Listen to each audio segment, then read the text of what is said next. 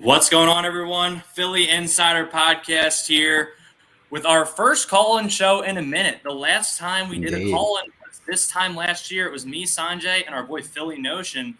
And honestly, that was not a good time to be doing a call-in. It was a very different scenario we were in. We were looking right to the draft. So with that Yeah. said, first off, I just want to say thank you to all you for all the support on the hype vid. My goodness, that blew up. We did not expect that to happen.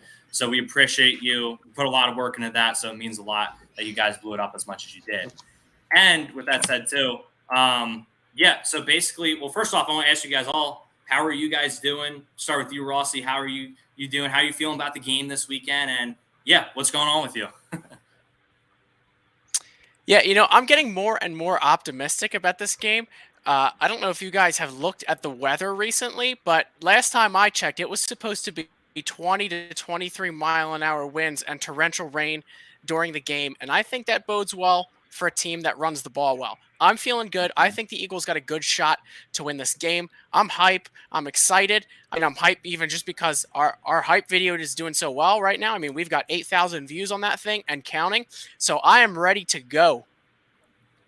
Absolutely. And look, I was thinking about it during the week. I was like, it could be nice and sunny, but you always, if you've ever been to Florida, it rains like once a day usually. Like it's always a little rainy there. But with that said, Ian, it's been a minute since you've been on. How you doing, man? How you feeling about this game? What's going on with you? Yeah, listen, I'm again much like Rossi. I go in and I'm pissed that we're playing the Bucks, but now I'm coming in really optimistic, and oh boy, would I love to see my one of if not my least favorite athletes get the brakes beaten off of them by my favorite team in all of sports. So I'm feeling pretty good. Again, getting more optimistic and rooting for Brady's downfall yet again. Sanj, you're the regular here with me. How you doing? Dude, this was the matchup that I wanted. I've been wanting this matchup for the last 2 weeks. I said I really think we have a chance to catch the Bucks slipping. By no ways do I think we should be the favorites. Don't nobody get it twisted. But I give us like 70-30 chances, you feel me? Like we got a solid chunk of opportunity out here to go and get this win. It depends, like you said, Rossi, how's the weather going to swing? How is Sirianni and Bruce Arians going to call the game? That'll be another big factor.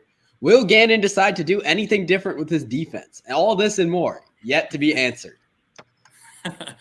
All right. Well, I think with that said, guys, we're just going to lay out the rules for the call. When you guys come in the call-in, make sure you have your name up there so we can see it's you. We'll see from the picture too. And once you come in, like in the private chat or something, drop us a go birds so we know like you're not like a scammer or something. Obviously some of you, we're going to know it's you right off the bat, so we'll just bring you in. But with that said, I'm going to drop the link. We'll see if anyone comes in. The link is there, so you just click the link. I'll make sure you guys can see it. For those of you who joined late, call-in link is above. So, all right. So with that said, we'll wait for our first caller. Nate Tussing's in the chat. Dean Merritt's in the chat. We had John Zoo, Nightings. Even Ian's in the chat right now. So maybe Ian will call in. And Backyard Birds podcast. We got our first caller in here. My guy, Nightings. What's going on, man? Yo. Tell us how you're doing. How are you feeling about this game on Sunday, Nightings? Good to see you, man. Yeah, what's up, fellas? It's been a while. It has been a minute. Being, in a Philly Insider podcast stream. But what's up, all of you? Got my guy Hunter, Nate, Sanjay, and Ian. What's up, all of you guys? How you doing, man? I'm doing good. I'm really confident about this game.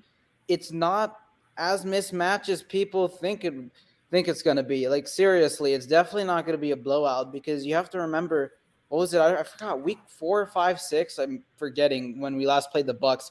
But it was only week 6. And the ironic thing is, they also won by 6.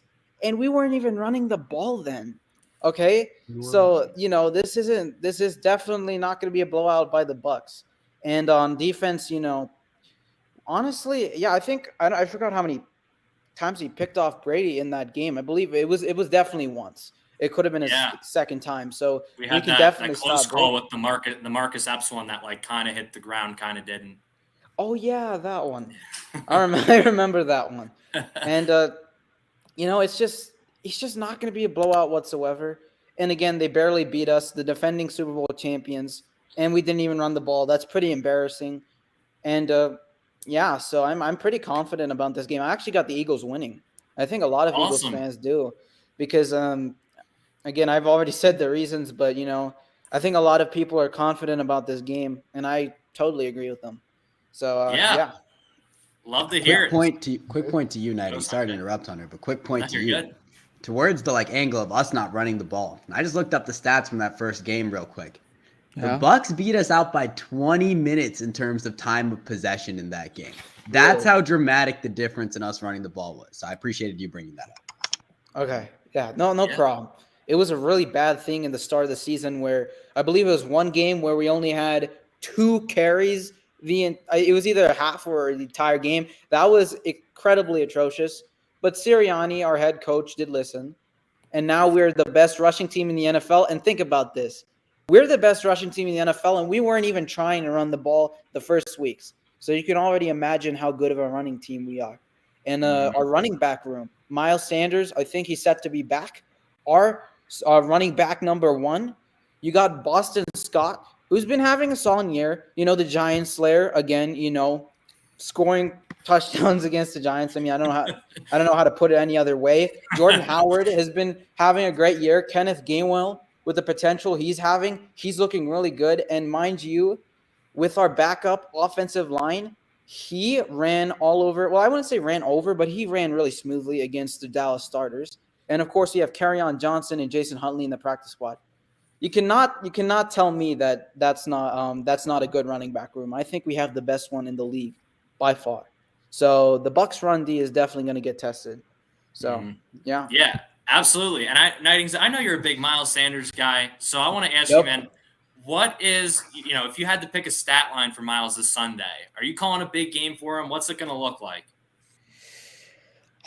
Let me think about this. He is coming back. I mean, he did come back from injury again this season. I believe this is his second time he's gotten injured, which is really, really bad. But I'm glad he's back. The thing about Miles is has he even scored a touchdown this entire season? I remember he had a huge streak of no touchdowns. Nah, he has no touchdowns this year. He's one of the guys with the most scrimmage yards and no touchdowns, I think.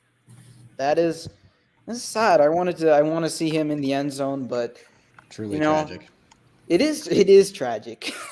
But let me think about this. I mean, I'm thinking about a 100. I mean, I know that's really ambitious, but he is coming back. And what was the other game he came back from his first injury? When did he return? I want to say it was, I think the Jets game he came back, right? Jets. All right, let me check. Yeah, hold on. Do you mind if I check the stats for that game? Go ahead, yeah. And to your point, you said that there was a half where the Eagles only had 1 rush attempt by a running back, and that was actually the first half against the Bucks in the first game.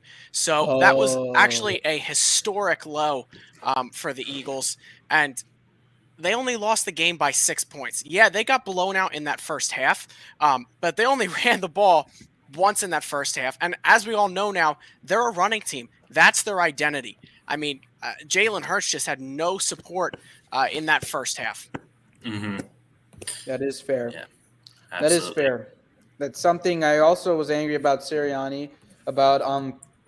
We were giving Hurts all of these passing attempts. We barely ran the ball, and I mean, I know the whole stigma of Hurts cannot pass the ball, which I mean, I don't really agree with that entirely. But at the same time, we weren't even helping him either, because we weren't giving the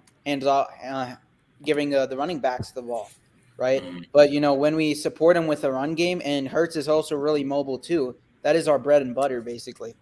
All right. And by the way, Sanders, 24 carries, 120 yards in that Jets game when he returned. And this is again, now we run the ball. So I'm gonna have a similar stat line.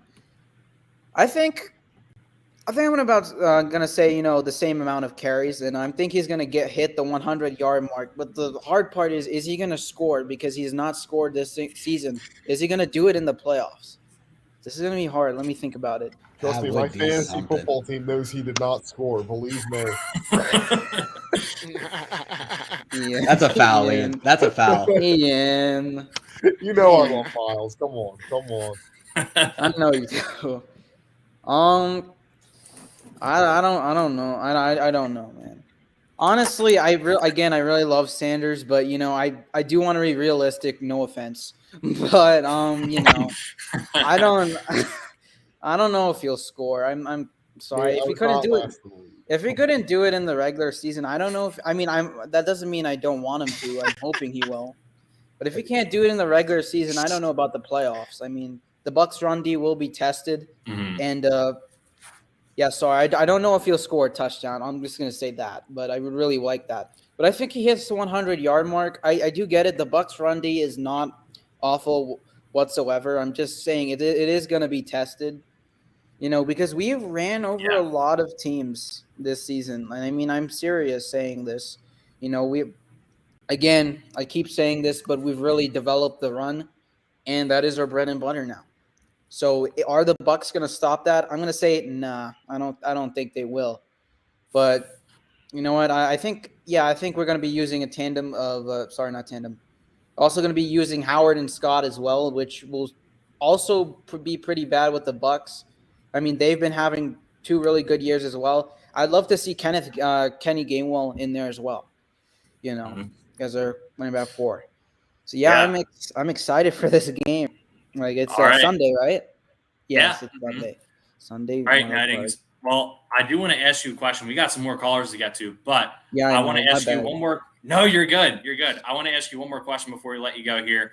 I just need your score prediction and your player of the game for this Sunday. Score prediction. Oh yeah, I have this pick'ems thing I do. I always get my scores from that when I did it there, but I don't have it. But I think I already had my score as an idea. I know it's going to be a close game. I'm going to say, I'm going to say 26-22. 26-22, the Eagles win. I know that's not that high scoring, but it's going to be a good game. The Bucks aren't obviously, they're not poverty whatsoever. They're the 2nd seed. I mean, I know where a lot of Eagles fans are confident, which they should be, but overconfidence kills you. So, we just have to do our job, on offense, running the ball, and not even on the running game. You have to – I completely forgot about the passing game. Even though running the ball is what we do best, we still need to do well in the passing game, and that means more targets for Smitty, more targets for Goddard, and definitely more deep shots to Quez because that connection is really good. Yeah. Right? Hey. So that's what I think. Oh, sorry, my bad. No, you good. Continue. I was just saying. I was just gonna say, man, we do have a couple callers to get to here, but I do want to thank you for hopping on, man, and giving your thoughts. And go Birds, and hopefully we'll be talking on Sunday. Yeah, sorry about taking so long, y'all. But it's all good, man. All right, go Birds. Let's hope for a win this Sunday, which I think we will do. All right, peace out, all right, guys. Peace out, Nightings. All right, so we got a very special guest here, a regular on Philly FanSided podcast. Bring him in. We got 2 other youths in the waiting room, so we're going to get to you.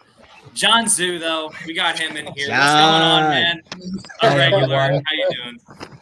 Hi, everyone. I'm doing good. I am kind of suffering because it's in a completely different position from last season where the Seahawks were in the playoffs and the Eagles were looking forward to the draft. Now, even though it's swapped, I'm not looking forward to the draft because the Jets still have our pick in the 1st round. How the turns have tables. Jamal Adams trade. I forgot. Yeah. So yeah, we're a poverty franchise now, but in terms of your matchup against the Buccaneers, I want your Eagles to destroy Tom Brady so that his morale will be crushed, and since the Seahawks are facing him next season, I want him to be so low that he will get destroyed by our poverty franchise. John, we will do our best to make that happen. Beautifully said, John. I couldn't echo your sentiment more. Thank you. But, you provide an interesting perspective, John. The rest of us admittedly have a little bit of bias here. Might not be extremely obvious, but we got a little bit of it. Yes. So, outsider looking in, obviously Seahawks fan, but also fellow NFC fan. Let us know, what do you think are the keys to this matchup? What are the 1 or 2 big things you're looking at in this playoff game where you're like, this is going to swing things the Eagles' way or this is going to swing things the Bucks' way? So I haven't watched very many Buccaneers games, all right. But from what I have watched, my experience is that Tom Brady tends to be a statue, all right. So one key on defense would be to make sure to take advantage of him, being a statue. Granted, it's hard to do so with with that behemoth of an offensive line that the Buccaneers have, but still. I watched the Saints game, the one where the Saints shut out Tom Brady for the second time in the season, and man, Beautiful. those guys were getting at him. And Tom Brady was just he could not move from what I saw of that game. And granted, and I also know that a lot of Tom Brady's weapons are injured. Well, well, here's the thing, all right. What I think is that because Tom Brady's weapons are injured, let's I saw this on the internet a while back. If you compare the two MVP frontrunners in the league right now, Aaron Rodgers and Tom Brady, Aaron Rodgers, without his top 3 weapons, still performs at a very high level. But then you have Tom Brady, who severely underperforms. All right, and So so I think people are. So I do think people are underestimating the Eagles going into this game and potentially overestimating the Bucks. And last thing I do want to say on the matchup is that ever since last season, everyone is expecting the Buccaneers to be a big competitor now, because back in last season they were just a wild card team. They weren't exactly, the pick that a lot of people had to win the Super Bowl, but now everyone is seeing them to be this big thing. They have a lot of expectations on them, and they have everything to lose. And the Eagles, on the other hand, have very little to lose. So let's go, Birds. You all got this. Love to hear it, John. I mean, like you said, the expectations are a big killer. Last year, they had next to nothing on them. They got to play Washington in the first round when Washington was basically crippled, and Taylor Heineke was taking math classes 2 weeks prior. So, this is not that same matchup. This is not the same wild card, round 1, basically bye that they got last year. So I appreciate that. Also, I like that comparison for the Brady to Rodgers comparison, because #Raj my MVP, the last dance. I don't care what that one MVP voter says. Being a jerk should not exclude you from being the MVP. No. The terrible person still. Listen, if being a terrible person would exclude you from season awards, Micah Parsons would not get any awards whatsoever. I knew you were going to Zeke say Elliott, that. you can pretty much just add in all the Cowboys. Yeah. Yeah. I do want to add, speaking of throwback the for those who Cowboys, remember they Greg are the Hardy. number 3 seed in the NFC, and the number 3 seed has not done particularly well. I remember this because the Seahawks were the number 3 seed last season. John, you're going through a rough time now, my man. We can hear it in your voice. But you guys still have Russell Wilson for now. I don't know who his backup is. Geno Smith. He got arrested. Also, I think got arrested, yeah. I did see that. But no, I think Russ will be back next year. And not only that, I really wouldn't be too concerned about his performance, just because they rushed him back from injury way too soon. I mean, if you actually just looked at his throwing mechanics, they were really thrown off, and they're just starting to recover now from the fact that he couldn't grip the ball. So to that point, I'm not concerned about Russell Wilson at all. I think he'll be back next year with Seattle, and I think he'll play a lot better than he did this year. Well, that's great to hear, Nate. But I am not really here to talk Seahawks. I want to drop some of my meme playoff predictions. Go, John. Okay with you. You're here. Dropped all the predictions, my guy. So first, we have the so in the AFC. All right, I'm going to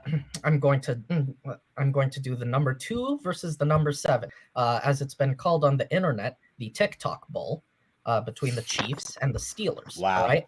That was perfect. Now, here's the thing, all right? I predict that the Chiefs will rest all of their starters and score 50-plus points on the Steelers. Solid analysis. Burning hot take. I like it. Yes, it's because It just seems logical to think that way. All right.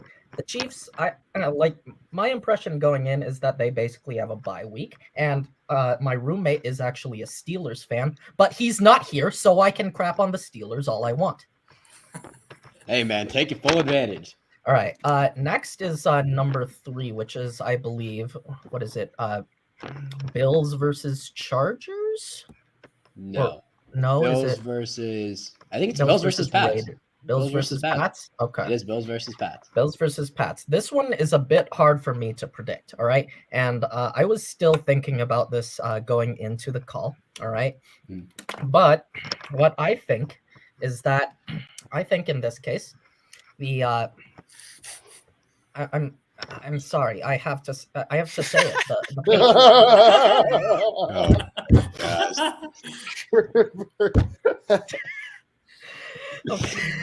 That was very. I like that. That was a pretty creative one. Yeah, I have to say, unfortunately for the Bills, I have to say the Patriots get the win, but not for the reason you think. All right. The reason that the reason that I think the Patriots win, all right, is because, with all of the drama going on in New York teams right now, someone sued the Jets and the Giants recently for calling themselves New York teams, despite playing in New Jersey. All right, that is going to throw the whole New York football scene into the mix, including their only actual team, the Buffalo Bills. They lose. Oh snap, John! I'm also sorry. I don't mean to rush you, my guy, but we do unfortunately have some people waiting. So all right, if you do another call-in, I will get back to more meme predictions in the future. But it was great to be on. It was great to have you on, John. We appreciate you coming on here. Have a good one, my guy. All right, now we got a special someone who's been a pod follower for a while, Dean Merritt, the man himself. Let's have him hop in. Yo, Dean, what's up? Dean. Yep, we can hear you. What's up, gentlemen? How you doing, Nate, Ian, Hunter, Sanjay? You doing Good, okay? we're doing good. Nice, So, Dean, nice. what are you thinking for this game coming up? What's up? For the game in particular, you guys have hit a lot of really good points. Obviously, the running game for us is going to be a massive focal point. What's Miles Sanders' exact status? Because I know I think earlier in the week I heard he was still in a cast. But is he looking good for this game? Yeah, he will. In a late interview, Sirianni did say he's looking okay to play. He's probably going to have one of those, like, ball thingies on his hand. Okay. The JPP well, then club? he can fashion it as a weapon in that case. Yeah, he can use it against the D lineman, hopefully. Well, that's good. That's with your whole running back core, that's going to be pretty tough to defend against. I don't care who the Buccaneers are putting out there. Although I think I saw a couple names, Shaquille Barrett and Jason Pierre-Paul were limited in practice today. Might be something to look out for. Definitely. But well, and so on the offensive side of the ball, how do you think those injuries are going to factor in? Because we have a lot of guys that are limited or are not playing.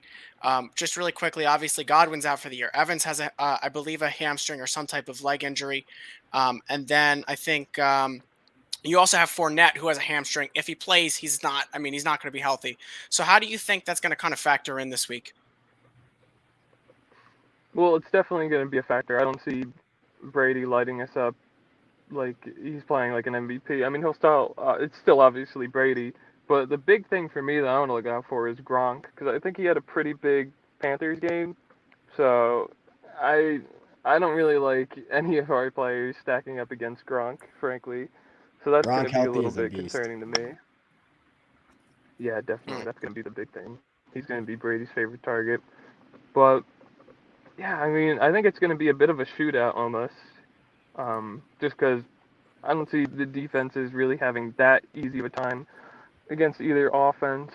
If I were to do like a score prediction, I'm not as optimistic as you guys, but I'd probably say 31-27 Tampa. Okay. I think that's what I'm leaning towards.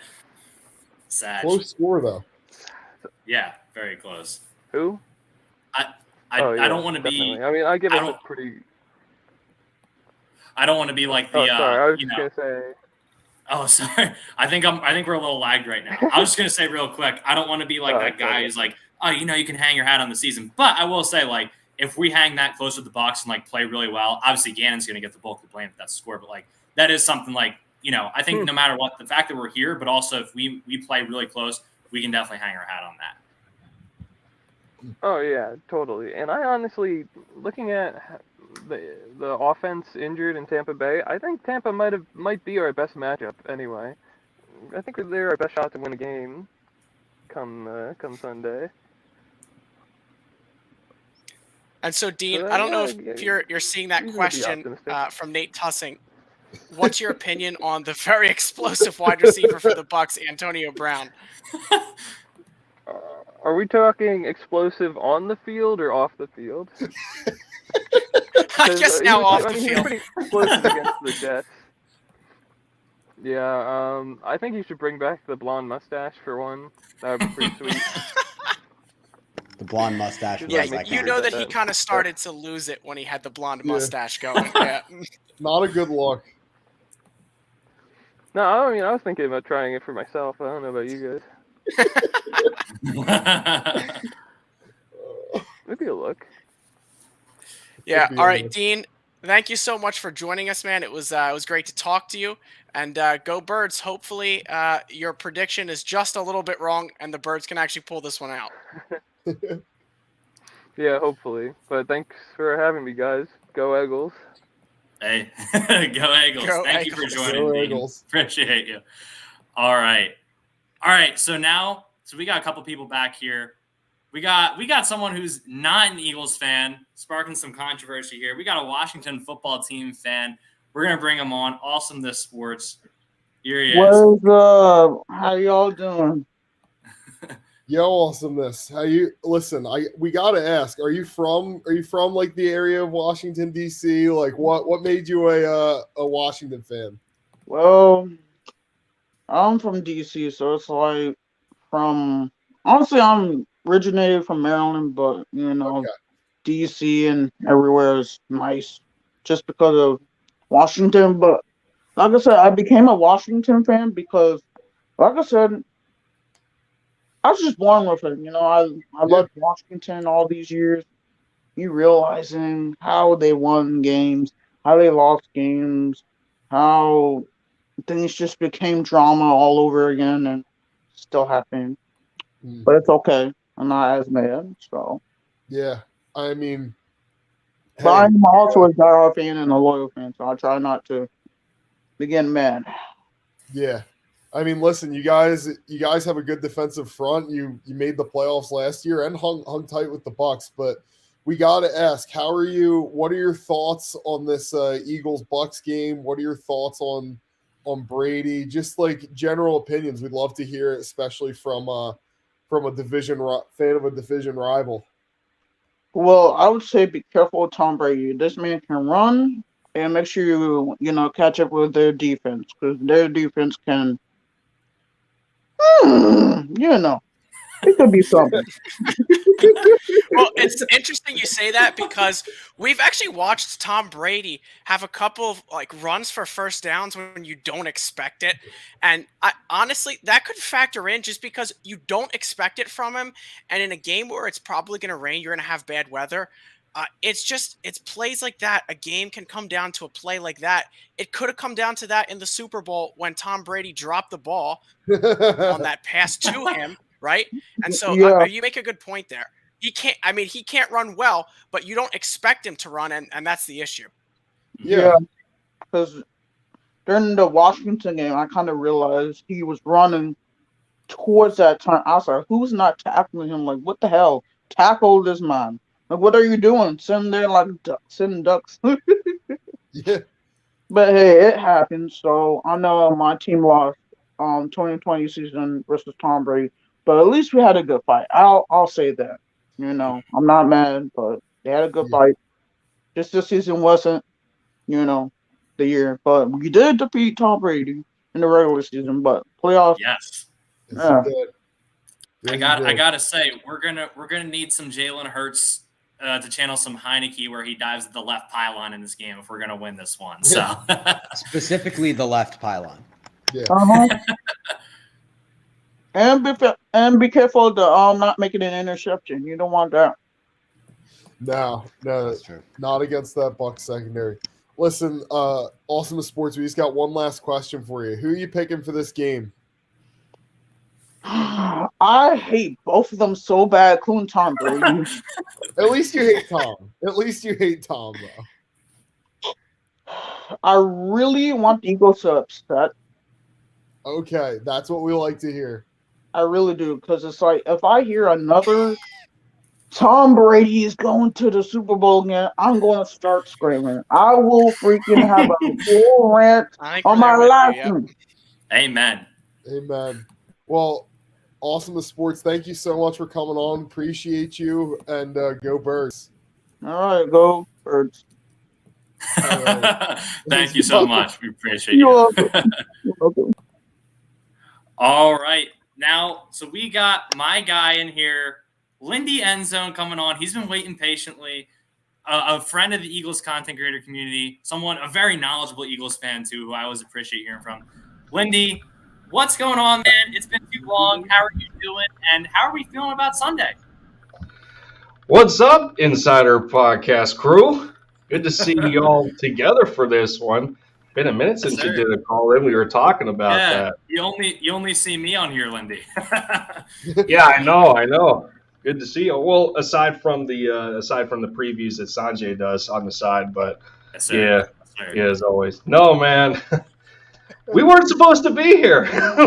Let's be straight up about it. We were not supposed to be here, but of course, in underdog fashion, that wouldn't be the Philadelphia Eagles nature without that happening. And you got to give it up to a first-year head coach in getting the job done, whether it was internal doubt, and obviously there was a lot of external doubt with, not even just in our fan base. Nobody even really cared about this team, man. Like, shout out to the flower analogy. The flower analogy had a hot trend through the national media. Oh my goodness. We play in a terrible division. That's where most of our wins are going to come from, and Dallas is going to take in whatever. And yeah, Dallas may have won the division, but you can arguably say that they are one of, or if not the worst good NFC team, because they're offensively flawed, and defensively, especially in the run game, they're not that great. I mean, what do they really boast defensively? I mean, between Micah Parsons and how good Trevon Diggs looked, I mean, outside of that, they got their own issues, but that's not the here nor there. This is all about us making the playoffs, and obviously we can't be more excited on the result that Sirianni put for us on TV week in and week out. Well, aside from the improvements in the middle of the year. Right. So Lindy, I want to ask you too, obviously a lot of people have been talking this week. You got to get pressure on Brady. You got to run the ball well, all this stuff, right? All these keys to the game everyone's got. I want to ask you, you always have interesting takes to bring up. You always have a little more knowledge and look at it a little more under the microscope than I think most people do. So what are your, if you have 3 keys to the game this week, what are your 3 keys for beating the Bucs? What's the recipe here? Well, 3 keys. Okay, well, I mean, one of them is very obvious. It's getting after Tom Brady. That's pretty simple. I think we can all agree to that. I mean, Super Bowl 52, prime example, right? But even then, our pressure wasn't all that great. But what was that mostly attested to? Well, our defensive line was getting home, but Tom Brady is a quick throw type of quarterback. He knows where he's going with the football because he's been here for over 2 decades. He's seen everything. So you talk about a test for Jonathan Gannon and him getting head coaching interest and interviews out there for requests. What better way to add to your resume than the biggest test for you in this season. Because the regular season, that regular season matchup, that was a good buffer. But you don't find out who you are as a team until like if and when you make the playoffs. You don't find that out. Your identity is built upon game after game after game, and when you think you find your identity, hell, it may as well happen that you end up being exposed, and that's not who you really were.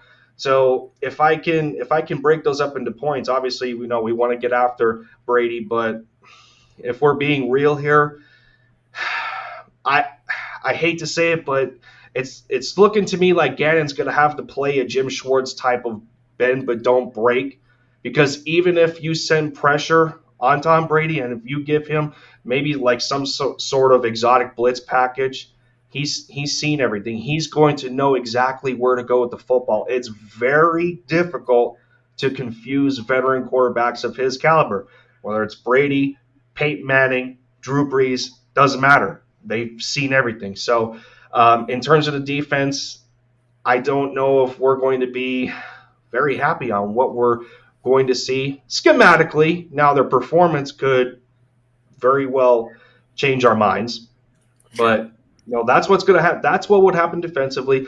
Offensively, we have to stick to the run game as best as we can. I know Tampa's a top 5 run defense, but hey, we did the Saints' number 1 run defense. I mean, what did they say about the New Orleans Saints in the regular season, and we dropped a 40-piece on them? That is the same Saints team that held Tampa scoreless. Okay, Tampa lost 9-0 to the same team that we dropped 40 points on. So, I mean, we're going to have to do our best in terms of running the football. Yeah, Miles Sanders isn't completely healthy with that hand. I don't know. I mean, he came into the link without any sort of like hard cast on, but we've already seen it with Jordan Howard with that stinger. He didn't look the same, and a hand injury, I have to imagine, is even worse because of you constantly carrying the football and how much you're exposing that hand to, other players, tacklers, so on and so forth. So you have to imagine that Miles and Jordan are going to be a little bit timid out there, but the atmosphere of playoff football could say otherwise. You got to keep that in mind. And now I do like the activation of Jason Huntley up to the active roster. I do like that. Get a little bit of that speed back that he possessed, especially in special teams. If we don't like how Rager is doing, since he can't necessarily do anything else up to this point, or not, we got to search for some explosiveness. I'm sorry, we got to. And to your point too, Lindy. I mean, if we're a little banged up at running back, we're down to 4 wideouts right now. Kenny G might have to be a little bit more involved in the offense at both spots, as well as Boston Scott. So you might need a guy like Jason Huntley to just go back there and take kicks, to take a little pressure off Kenny G, take a little pressure off of Jalen Rager, right? So they don't get banged up. And Lindy, I don't want to cut you off here, but we do got some other callers real quick. So, and don't worry, everyone, we're going to collab soon with Lindy. So make sure you keep an eye out for that. But what's your score prediction and player of the game here for Sunday? Ooh, score prediction. Yikes, right? Well, I think we can obviously say here that the defense cannot give up 28 points again. That's pretty obvious to me. If they give up more than 25, we don't have very good chances there. So I gotta be optimistic here. I would hope that our Birds can hold Tampa to, at most 24. If the Eagles offense can surpass 24 points and limit what Tom Brady can do offensively, because right now their defense is banged up, their secondary, they got some players back, but Jamel Dean is not looking very good for him with pulling a hammy, I think. He just lost Cyril Grayson on offense, one of his explosive players that came out of nowhere. Don't know how Brashad Perryman's going to look. So he's hurting a little bit offensively and defensively. So, I mean, at the end of the day, if I could give a score prediction on that, I would say the Eagles win in dramatic fashion, 28-24. Love it. Player of the game? Did you give yours, or I might have missed it? Ooh, Player of the game. I wish I could give it to a running back, but I don't know how healthy Miles would be. I think it would be an offensive player, and I would have to say either Hurts or Dallas Goedert, especially with Tampa hurting at the linebacker position. If you can feature Goddard and abuse that Tampa defense where they're hurting, he could very well be the player of the game. Love it. All right, Lindy. Well, we're going to let you go, but I want to thank you for coming in here and joining on and giving your thoughts, man. We appreciate you, and go Birds. Yes, sir. Absolutely. Good seeing y'all. Good to see you too, Lindy. All right, so we've got a couple special callers coming in on here. So we got the boy coming up next, who was in the chat. I was surprised. We got Phil Gallen on here. How's it going, guys? Oh, Yo, Phil, what's happening? Not much. Good to see you guys. How's everybody See doing? you too. We're doing okay here, man. You know, we're just talking the Birds on a Thursday night. There are a few better things to be doing. How are you feeling, man? Let us know. How are you thinking about this game? You know what? I'm feeling all right. If we had to verse anybody, I didn't want to see Dallas again. I know that we didn't play our starters, but they're just not a team I want to play right now. I didn't want to play the Cardinals either. Probably not the Rams either. So I guess the Bucks, honestly, in my opinion, are one of the better teams that if we had to choose, we could have played. So I'm feeling all right. All right.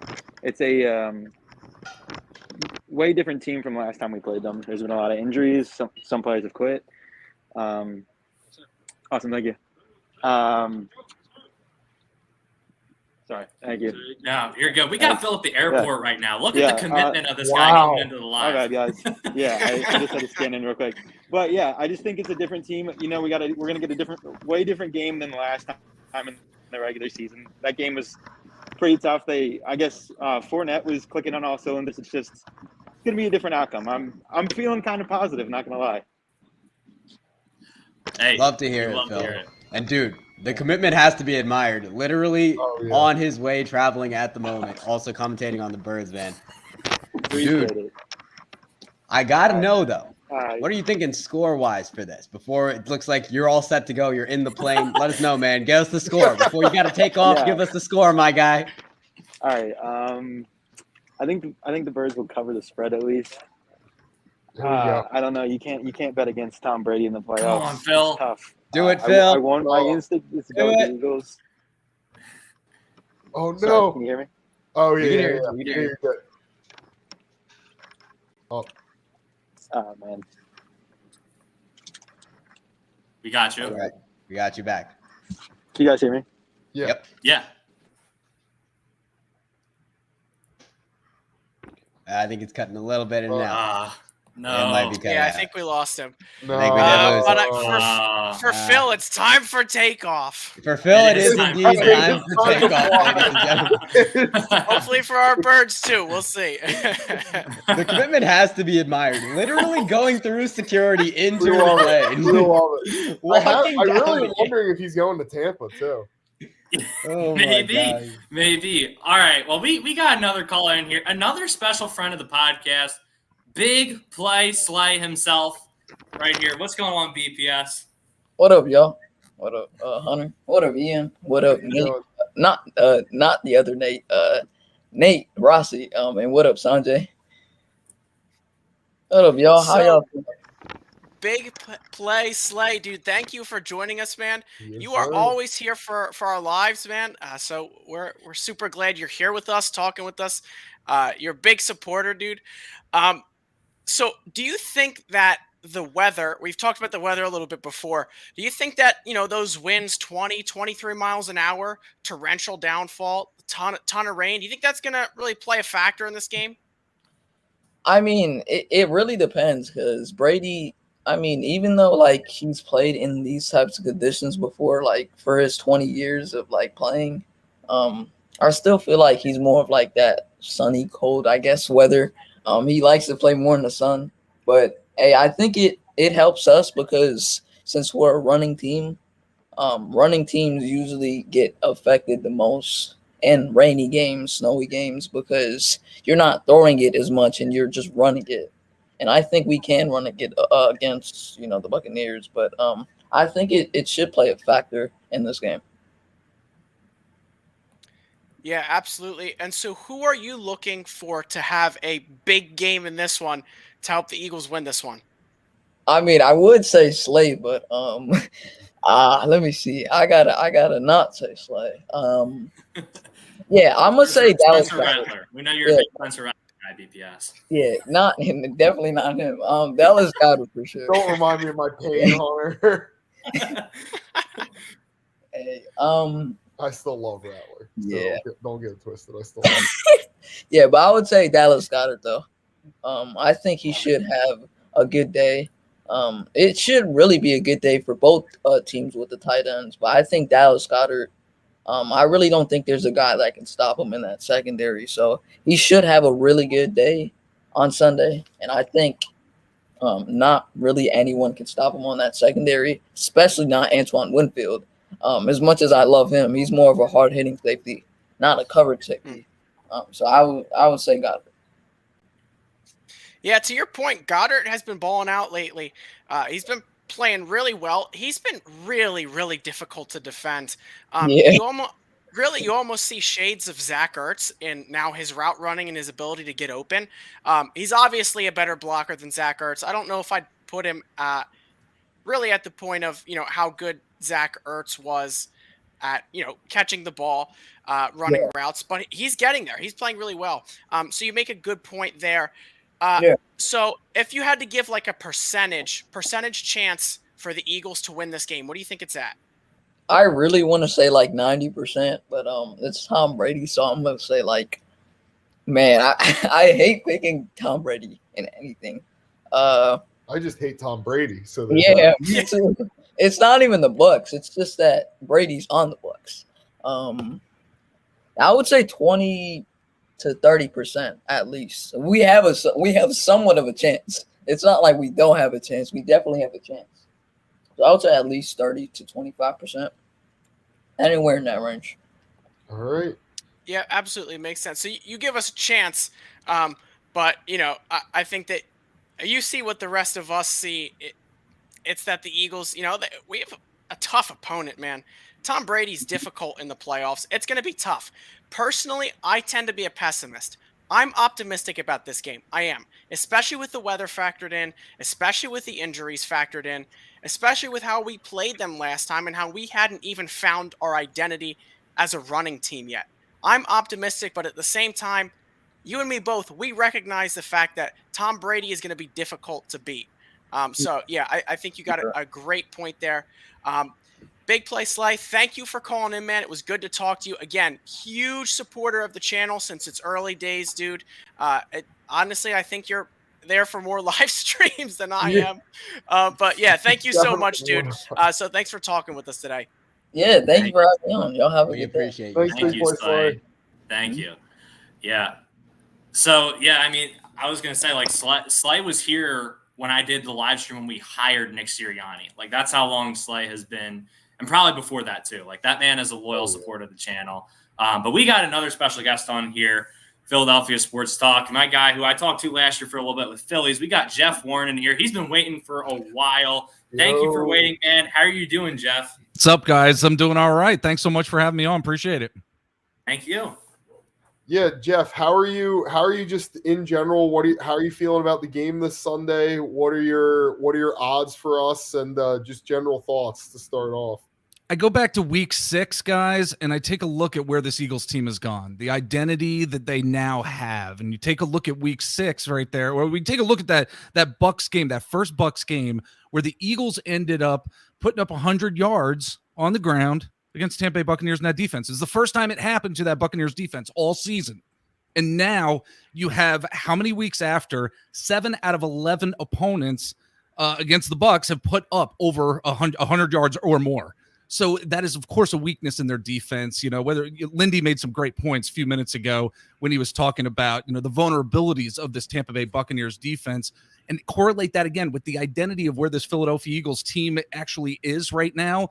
But in terms of like a matchup that I'm actually a little concerned with, you've got Vita Vea, Ndamukong Suh, and we've got a rookie left guard who has been playing fantastically throughout much of the season. His development and the building blocks of this offensive line for the future are there. But I take a look at the speed and how smart Vita Vea is. Ndamukong Suh is that veteran presence. And it makes me a little bit concerned about Jalen Hurts and his rolling out to the right, getting back to that a little bit. That is a concern I have for the Philadelphia Eagles. But I also think in terms of where this game is going to go, it's going to be in the middle of the field, I think, for both offenses. I think Dallas Goedert is going to have a fantastic game. I also think that Rob Gronkowski is going to have a really good game too, as well as possibly some other tight ends, just based on where the weaknesses are with these two teams' defenses. So that's where I'm at right now, guys. Yeah, those are all great points. And especially like you were saying with Vita Vea and Ndamukong Suh applying pressure on that right side. So I guess a follow-up question is, what do you think like a key to winning this matchup against the Bucs would be for us? I think the key to the Eagles winning is actually having a secondary that really is able to show up, making tackles, making sure that there aren't that many blown coverages, making sure that the communication is there with the secondary. And Avonte Maddox is going to have a really, really nice game. He's going to have to be consistent for an entire 60 minutes out there. Well, as long as the defense is on the field, I should say. But I think the key really is going to be the secondary, because as everybody's been saying, guys, it's Tom Brady. It's Tom Brady. We cannot discount that. And I actually think the score of this game is going to be 26-23. I think the Eagles could win this. I think the Buccaneers could win this.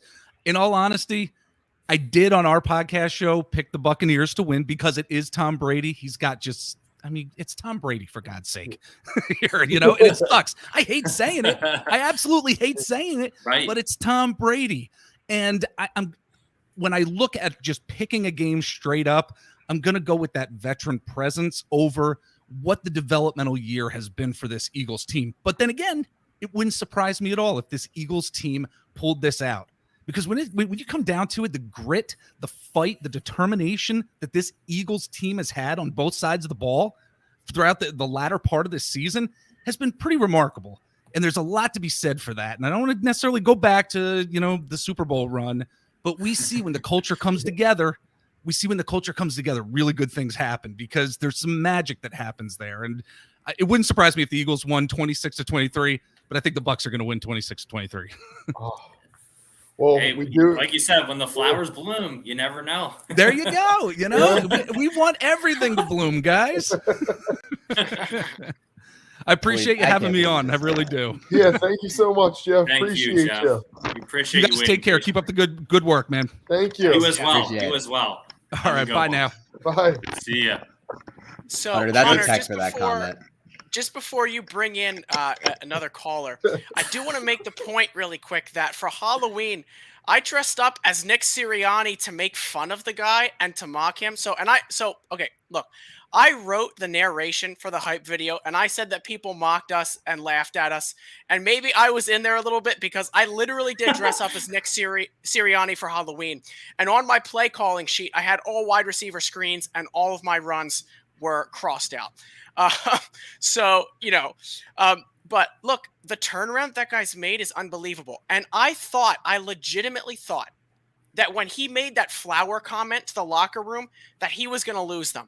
But it was the exact opposite. These guys have bought in this locker room, and they're ready to go. Nick Sirianni has these guys' attention, and I know that Nick Sirianni might be a first-year head coach. You might have Jalen Hurts, who was a first-year quarterback. But I think that the Eagles could really make some ripples in this game. And I'm pleasantly surprised at Nick Sirianni's turnaround this year. Mm-hmm.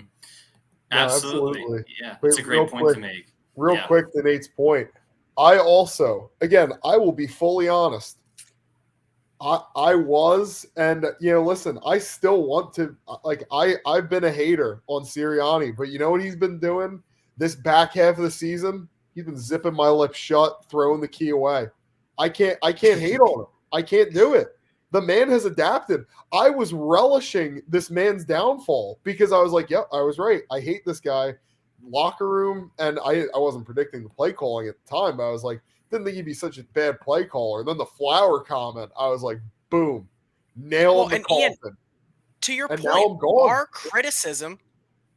criticism was not it wasn't blown out of proportion.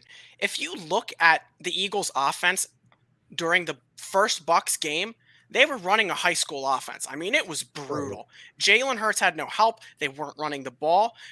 Schematically, it was brutal. And at that point, Nick Sirianni deserved to be fired. Really, maybe not midseason, but look, he's turned it around to my complete shock and surprise. Again, zip my lip through the key away. Like I got nothing on him. I really do. Right now, I got nothing. If any of you guys watch JT O'Sullivan QB School real quick, he did a whole video on that game breaking down Hurts. He breaks down quarterbacks around the league. And there was just so much, like you said, Nate, schematically just wrong, that where Jalen Hurts was in a position where he had no options. But Ian, you missed him by one caller. Blessing in disguise for you. Well, actually, probably not even a disguise. I mean, but we got a member of Philly Insider here who called in. Nate Tussing, the other Nate, as he puts it. How you doing, man? Hey guys, I really have to do this when he got on. So, what was it again? Groans. Yeah. Oh gosh, Nate. Oh no. Come on. How you doing, Nate? We actually got two Bengals fans in the backstage right now. But how you doing, Nate? I just wanted to introduce myself. My name's Nate Tusting. I'm an ex-FanSided writer for Stripe Hike, ex-podcast host for Big Heads Media. I'm also the assistant intern to the vice president of operations of interns in the financial advisory area to the Athletics. So just wanted to come in here. I had a few questions for you guys, if that's okay. Shoot. We've been asking all the questions, so we'd love to answer. Yeah. You guys know me. I'm a big Eagles fan. I mean, I love David Akers, Randy White, Donovan McNabb, the whole shebang. Love all of them. Love them all. Big fan of them. Resident Bengals fan here. Yeah. So, also being a Tom Brady stan, I got a question for you guys. What is your answer for Tom Brady? Who's going to be the guy to get Tom? To push past Tristan Wirfs. Sweaty J. Once Sweaty J goes off this Sunday, they're going to give him a sandwich. So that's what I was about to say. You stole my point. He's going to get Tom, and then he's going to get the sandwich. And I mean, the Eagles hate Brady. He's got the Wawa. Wow. Let's go. Wow. Sweaty J. Number 94 defensive end meal. If you guys haven't seen it, go spam the Wawa Instagram. We need the Josh Sweat meal. We need it. We do. That whole question was just a plug for the Wawa hoodie and the Sweaty J sandwich. There we go. Yeah. And also, Josh Sweat hates Tom Brady as much as I hate you chewing with your mouth open. So it's okay. It's just crazy. Ian, it's Nate's night off. Let him be. It's clearly his night off. I'm going to podcast with you guys in like an hour. I guess it's not my night off. I'm working on my day off. Another question for you guys. So big things are impacted by the weather, and the conditions are kind of up in the air there. So my question to you guys is, the Buccaneers have been known to have a phenomenal run defense, but a atrocious pass, secondary. So if the weather is, let's say, not optimal for throwing conditions, would you want to try and abuse that secondary, or would you want to try and somehow punch it through that tough, the trenches there and the front seven? So, depending on the weather, what would be your preference? I'm going to lead off, guys. I got to say, this is one thing I firmly believe in. No matter how bad the weather is, no matter how well suited your team is to run, no matter what the other team's defense is, there will come a moment in every playoff game where your quarterback has to make 2 or 3 clutch throws to keep the game alive, to make something happen, to make a big play to close the game, whatever it is. So in those moments, I need Jalen to step up and I need him to deliver. But I also need to see what Sirianni will scheme up, because like you said, Nate, that secondary is a big weakness. We need to target it. They have the most cluster of injuries there. We got to make sure we at least do something to keep not only just the passing game alive, but to keep Jalen in rhythm, to keep these wide receivers moving, keep them incentivized, keep them feeling good. Because at some point, we're going to need the passing game. I don't want us to rely on it. I don't want it to even be 50% of the offense. I'd be okay with it being 40 to 30% of the offense. But we are going to need some throws in this game. It's inevitable. It's too much of a weakness. We have to target it. And towards that end, I got to look at Jalen, and I also got to look at how Sirianni is going to scheme things up. How is he going to take advantage of it?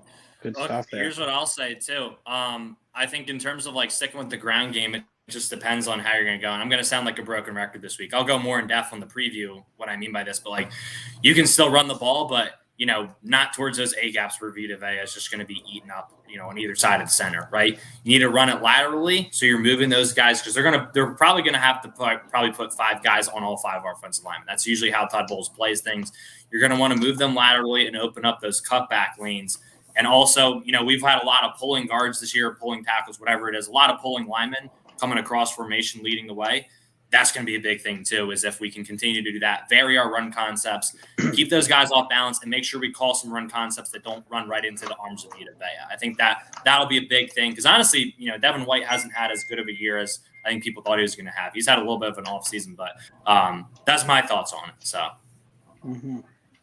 Nice. I have another thing for my closing statements, and I have closing statements. Let me say, but for this one, so I'll be honest. This year, I thought you guys should have tanked. Capitalized, got some good draft picks, and I thought that you guys are going to be stuck in.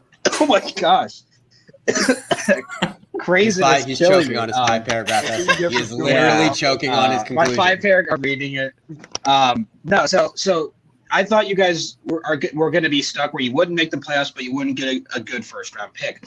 But now looking at it, you made the playoffs, and you have 3 first-rounders. I wouldn't say they're in crazy positions, but you have 3 first-rounders. So, how does it feel to be in this position where you're contenders and you have, supposedly, if Howie doesn't screw it up, which he might, to have a bright future as well? Somebody has to say the Miley Cyrus quote here of "It's the best of both worlds." I came on like a wrecking ball. Ian Rossi, you got it.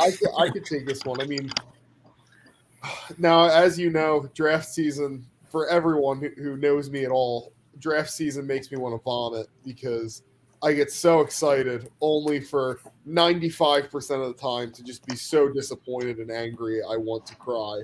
And I'm not kidding. I have literally cried after the draft before. But that's neither here nor there. Barring Howie being Howie, I'm really excited. I mean, our future is bright. The fact that we made the playoffs and we're going to have 3 first-round picks. And listen, I wouldn't be shocked if he moves off of one, maybe even 2 of the picks to invest in the future. I mean, because again, I know I'm probably going to sound like a broken record when I say this, but Jalen Reagor's a bump. Jalen Hurts is worth keeping around for another season, but at the same time, he has had his ups and downs. And quite honestly, I could see Howie still being semi non-committal and kicking the can down the road, trading away one of those picks for another future first for a quarterback class where, oh my gosh, I hope he will remove his glasses and that Rossi will snap him off his face. That would be hilarious. But which Rossi?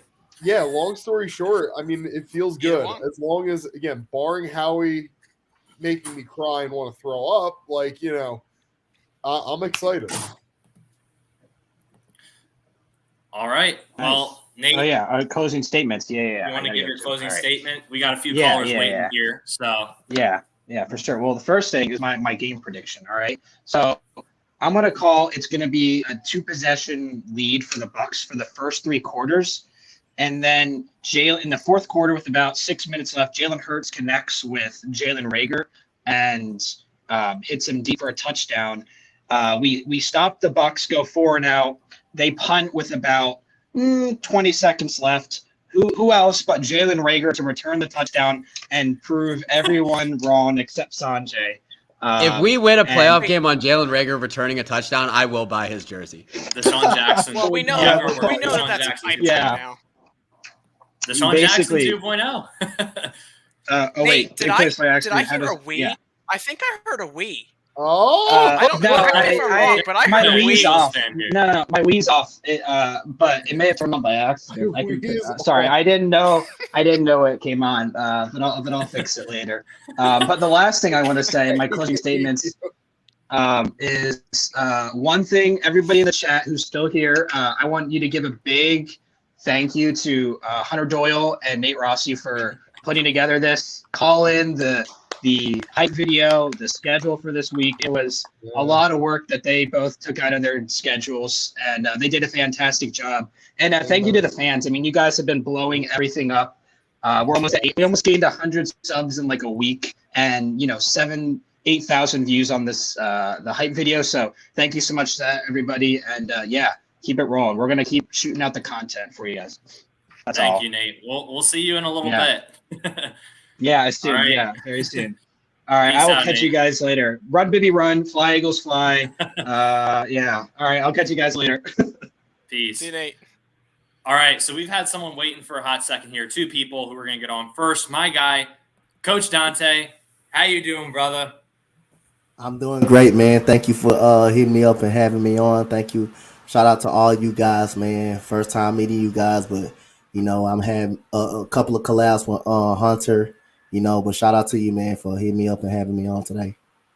Hey, thank you for coming on. Thank you for your patience too. We're not used to the calling thing, so we're trying our best to get everyone cycled through here. But we want to ask you to first off, I mean, yeah, we've done some collabs with like JC Eagles Talk on pregame and stuff, so it's good to have you on. We still got to do like a one-on-one collab too. Yeah, but we can do it. Hit me up whenever you're ready. Coach Dante, you coach football, I know that, and you've been following the Eagles a lot this year. And I believe you picked them up. You're a Texans fan first, but you picked up the Eagles as your second team, if I'm not mistaken. Is that correct? Yeah. Perfect. Yeah. All right. Well, I got to ask you, man. We've been talking with a lot of people about Gannon. Eli Rossi came in here talking about the sunglasses. Obviously, a big topic of discussion. How do you think he's going to go about, combating Brady and this, a little bit of a banged up Bucs offense with a good offensive line? Like, what are your thoughts on how we're going to try to stop this Bucs offense as a whole? Well, again, you always got to factor in that Tom Brady is probably the greatest quarterback of all time. And like I said, I value that. Like I said, again, he no matter what he's got, how many weapons he has, he doesn't have to have the best weapons because all his career he hasn't had the best weapons. He just finds out a way. He finds the right adjustments. Brady, he may be wounded, but you're gonna bet you believe your ass is gonna be a close game. He's gonna find a way. So again, I'm not gonna lie, I'm not a big fan of Jonathan Gannon. I'm not a big fan of this defense. I know this defense is ranked 10th. I think this secondary is kind of suspect. I think this defensive line is getting better. And I'll say I'm just not a big fan of it. But here's one thing that's gonna come in factor. Jonathan Gannon is on a hunt for being a head coach. How much that will a factor in the adjustments that he will make, how much that can become a very good factor, big factor. And we haven't played that many good the most of the wins we played against terrible quarterback play. Most of the wins we haven't beaten a goddamn elite quarterback yet this year. When we played against Derek Carr, he lit us up. Tom Brady had time in the pocket. Justin Herbert had time in the pocket. The only pretty much average quarterback we really lost to was Jimmy Garoppolo. We should have won that game when the defense gave up an 80-yard drive. The defense had a bad game against the Chargers. They sucked in that game.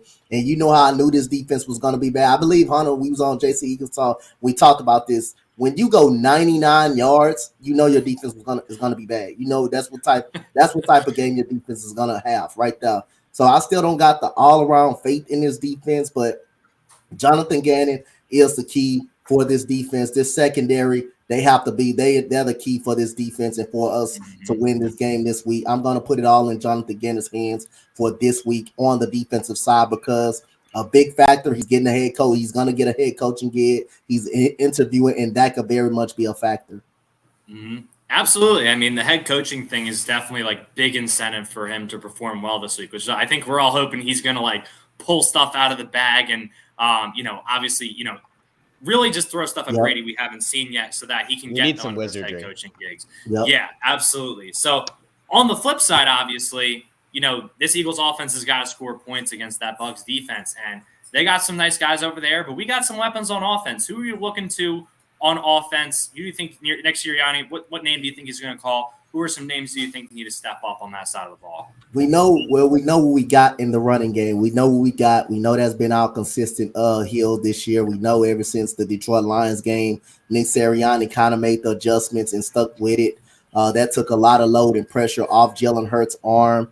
It's proven that you can't trust Jalen Hurts to throw the ball 40 times a game.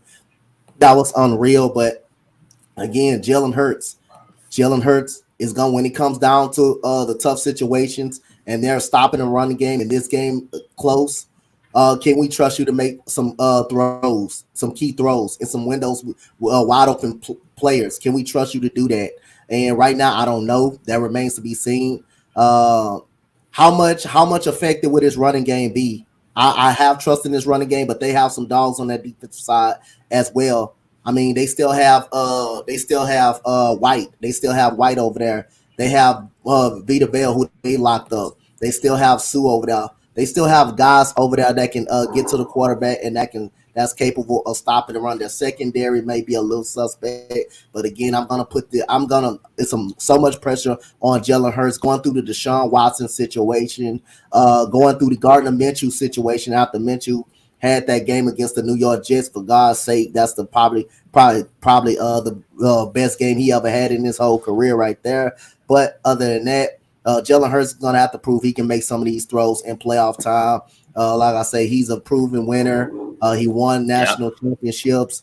He know what it takes. And like I say again, I know Jalen Hurts in person. I watched him play football. The guy's a leader. Not one time that he called out his teammates. Not one time that he go into an interview and not call out himself.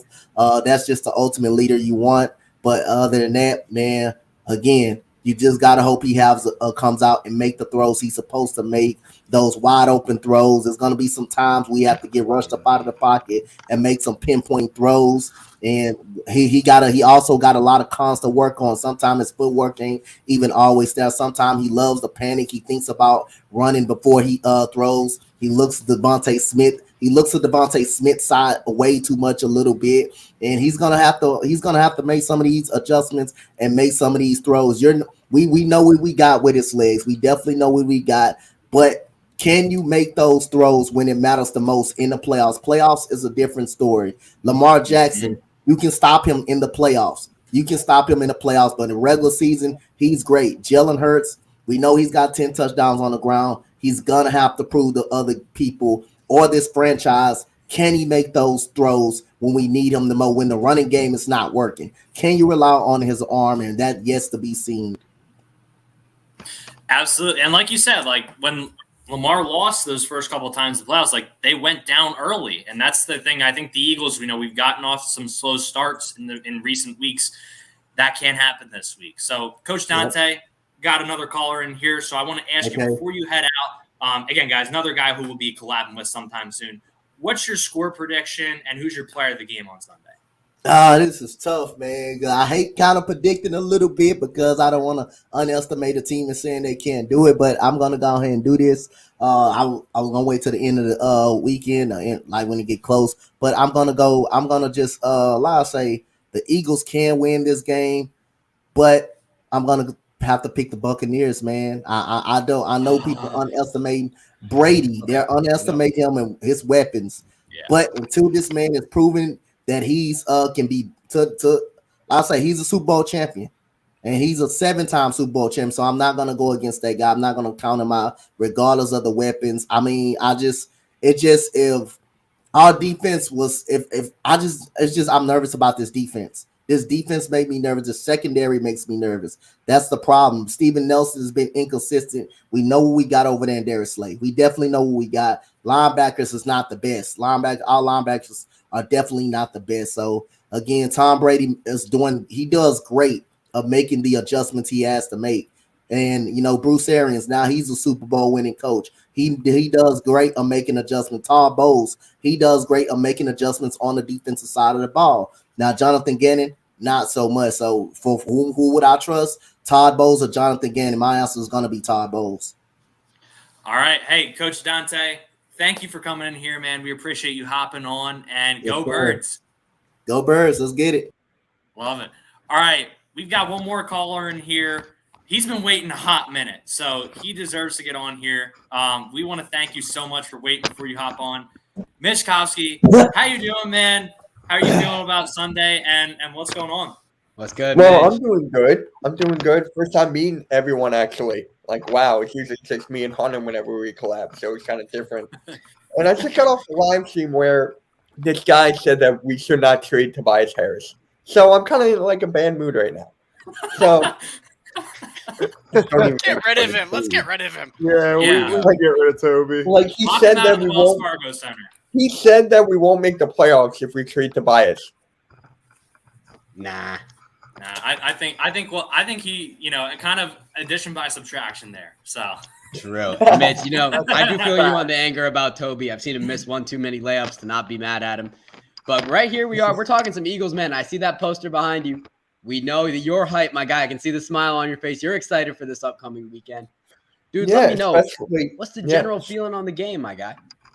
Well, especially with the weather, with the weather being as bad as it is, and now we got to go with the run game.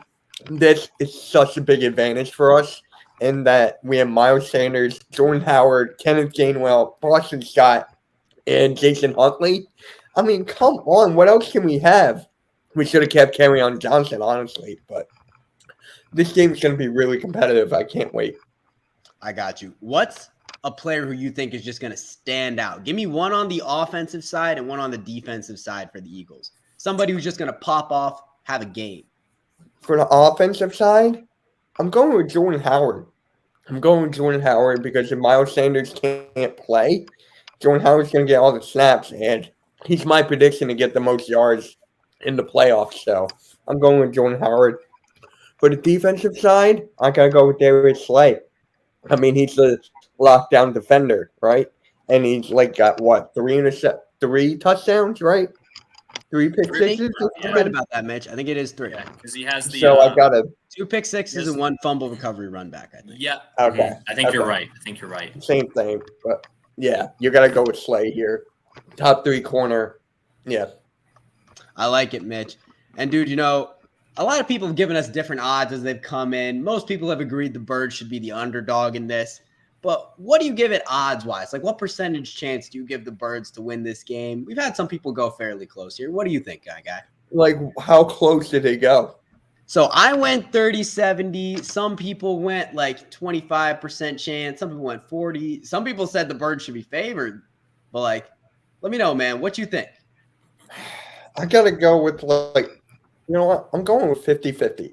I'm going 50-50. I like it. I respect like it, Mitch. I like it. We like the coin flip. I am always like a 50-50 guy. So, with this run game, and we just got to contain Brady. But here's the thing. Will Jonathan Gannon blitz? That's my thing. If he doesn't blitz, preach. I'm stuck. He's got to blitz every time. And do not go into cover 4 at the 3-yard line. No. It's true. Facts. Cover 4 at the 3-yard line is not a look I think any of us were excited to see at any point in the season. No. It's just, I don't know, Mitch, you just have to wonder at what point the guy gets a little bit of self-awareness. Yeah. Does he not hear? That's one thing, throughout, I don't know how long you've been on the live, Mitch. We know you've been waiting for a little bit. But that's one thing a lot of people who have come on lately have said, and which we all said during, one of the, intermittent breaks between callers was, we like to see how Sirianni heard people out, how he changed, how he adapted to the scheme, to the team. And Gannon just hasn't done that at all this season. I mean, my goodness, has he changed one thing from week 1 You to know what's now? funny, though? People are going to interview him for coaching jobs, head coaching. That's right. The Broncos, what do they see in him that we don't see? Can someone please explain that? The Broncos are not known for making the best decisions since they got Peyton. So that could very well just be the Broncos being the Broncos.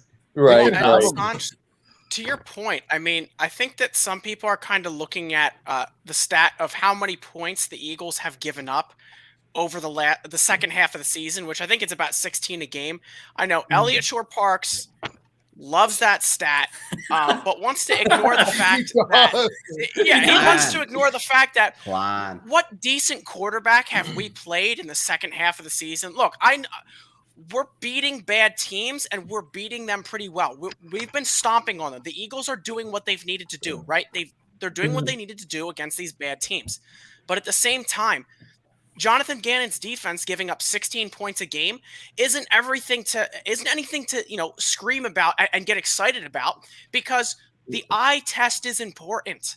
Look at the Yeah. game and see what's happening. Look at Taylor Heineke go 7 for 7 to start off the game. Taylor Heineke To be is fair, not Taylor Tom Heineke is Brady. a legend. Garrett To be fair, he's Gilbert. better. Garrett Gilbert. Excuse me, Rossi, are Garrett you Gilbert, forgetting yes. that we went up against Jake Fromm and Mike Glennon, the power duo quarterback tandem of the NFL? Okay, can I just say one thing? I'm a huge Hunter knows this. Pull that comment back up. Yeah, Mitch. This is Sanjay's a big Korkmaz guy. You guys will get along well. Mitch, you're a Korkmaz man too? Mitch! Dude, I get so much trolling. I drafted him in my fantasy league, and people were like, "What are you doing?" I'm like, "I drafted him." I feel the So, connection, Mitch. I love Cork Mons, but More Mons, baby. It's just the defense. He's had a Come bad on. season. He's had a bad season, I'll admit. But It he's in is my what heart. it is, I can't but, change that. I love yeah, him. continue. Yeah, My continue. guy, Will. we've had you on here for a little bit, but we do want, before we send you off, to ask you, what's the score prediction? If you don't want to spoil your score prediction, then just let us know what you think the overall game is going to look like, and give us a player of the game overall for the Eagles, my man. So, if you guys know me, I'm the most realistic fan you guys are ever going to meet. I'm tired of these people going 14-3, 13-4. I'm not one of those people at all. So I got to go with the Buccaneers here because of Brady. That's the only thing. But I still think we have a good chance of winning. I still believe that it's going to be a close game. So I got the Buccaneers 24-21. It's going to be a very close game, very close. But the Buccaneers are depleted and injured, so it's going to be a really good game. Mitch, we appreciate having you on, man. Thanks so much. Love to Thank see you, you here. Mitch. Love to get your takes. Have a good one, my guy. Thanks, Mitch. All right, I'll talk to you guys. Okay. Peace. Well, we got a very special guest to wrap up here. I can see him in the backstage getting hype right now. He was just lifting at the gym right now. I saw him drinking his protein shake back there.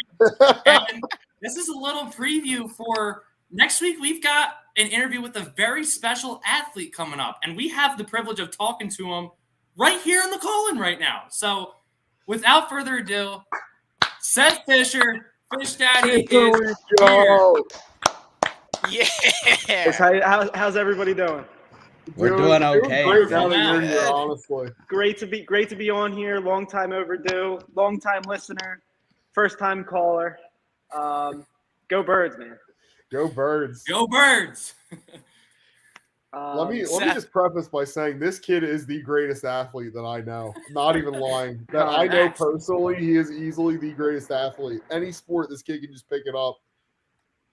Softball, Yeah. Hunter, you know what I mean? Seth was on our church softball team second half of the year.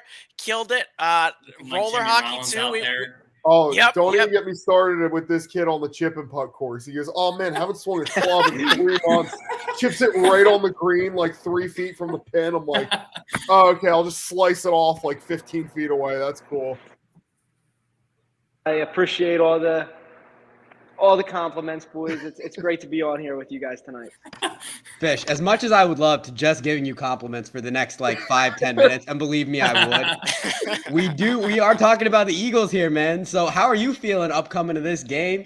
We have Darth Brady himself. What's the feeling, my guy? It's exciting, man. Regardless what happens on Sunday, I'm a happy Eagles fan. I don't know how you can't be, seeing how that Wentz deal worked out for us. Carson Wentz isn't even in the playoffs this year. We got 3 first-round draft picks, and we're in the playoffs. Yeah. I talked to Hunter a lot this offseason about the team, and I don't think you could ask for anything better than what we've seen this season. I mean, couldn't 9-8, agree more, 9-8 was the ceiling, I think, and we got there. But whatever happens this Sunday, I'm hoping for a competitive game. I saw the line. I think it's at 8.5. Is that right? Yeah. 8.5. Not a bad line. That's a lot of disrespect to the Eagles. Yeah. That is some I see disrespect. the Not a Eagles bad line to covering. bet on. Yeah, for sure. I'm looking forward to it. I think we got a competitive game with AB out, Godwin's out. I don't know, man. I like Slay on Mike Evans. I think we got a competitive game. I don't see us winning it, but I'm looking forward to the game nonetheless. Dude, I mean, awesome. it's like you said, I think we should be the underdogs. I think that's fair to say. Like, I don't think anybody's going to favor us. But, we've had some people give different odds out here, Seth. So, like, for me anyway, I'm giving us, 30% chance. I don't think it's a great chance, but it's a real chance. I like What do you that. think upset chances look like for us? I'm pretty much with you. I'll say 30, 35%. It's tough for me looking at our squad. I don't think we've beat a team this year that's been over 500. So that's something I'm definitely leery about going into the game. Correct me if I'm wrong. I don't think we've beaten a team that's over 500. I think you're right. That's why I'm looking back at my we comb didn't through my beat head. a team. We didn't beat a team that Probably- finished the season over 500. Yeah. The Saints did, I think, though. They just missed the playoffs, right? They went 9-8, but that was it, I think. Yeah, Saints. The Saints were a quarterback away from being a very competitive team in the NFC. Yeah, if only famous Jameis could have stayed alive. I think, I don't know, man. It's been an awesome season to be a Birds fan, but I got to ask you guys one by one. I need individual answers from this. Me and Hunter talked about this weekly. Is Jalen Hurts your quarterback? Is he your QB1? Why you gotta ask me that, Seth? that- Why you gotta am I- ask me that like this? Am I supposed to go? Am I supposed to go first? Hunter, I think you should start it. Well, we got the guy next to me right Oh, now. You he can see got who it. his He quarterback had it. is. But Let's His go, answer baby. doesn't even need words. QB1. He's committed. Yes, committed. Seth, like you said, we've talked many times about this topic. Very, very high intelligence discourse here going on between two future NFL scouts. No, I'm just kidding. But 5 future NFL scouts. But That's here, right. 5. But I mean, I've always been with Hurts. My thing with Hurts is I've always been pretty neutral on him, and I think that I came into the year, I was excited, but I was also going to temper my expectations. And I think a couple weeks ago, even with him rallying in the second half, I looked at that Giants game. The Rodney McLeod interception was literally gifted to him. He got great field position. Jalen Reagor gave him great field position with the punt return. Like, didn't exactly drive down the field in those games. Washington game, we got off to a rough start. Like, there were things in those games where I'm like, I can't really give this guy a ton of credit for what he did because there's a lot of stipulations there. But I think the last Washington game that he played was where I really saw everything that he learned this year come together. He'd shown flashes of it, but we saw him. He was poised in the pocket, right? Like, that was a big thing. We saw the last time we played the Bucs. You see him running around every which direction after he makes he goes through probably his first or second progression. He sticks in there, goes through 3 or 4 or 5 progressions sometimes before rolling out, and was very poised that game, very calm. He saw the field very well. He's recognizing coverages, recognizing little things here, and I think that shows me he is starting to make some improvements. Now, he's my guy for year 3. I'm going into year 3. I don't have a reason to fill that position right now, but I'm keeping an open mind depending on, obviously if Aaron Rodgers wants to come to Philly, and we have a little bit of a different conversation there, but I don't anticipate any world in which that'll happen. So I go into year 3 with Jalen Hurts as my guy, and we go from there, and we build upon that.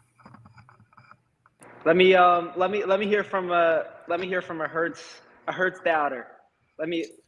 I got you, Seth. I'm here for you, man. I got you. All right, let's go, Sanjay. I have been doubting Hurts since we drafted him. I remember lying on the floor of my cousin's house after Hunter called me and informed me that we drafted Hurts in the second round. And from that moment, I was doubting. His play went up and down for me throughout this season. I'll admit he had some good games. I'm not unreasonable. I know he had some games where he came to play. He showed us what he could be. And he showed a lot of potential, to be quite honest, in this year.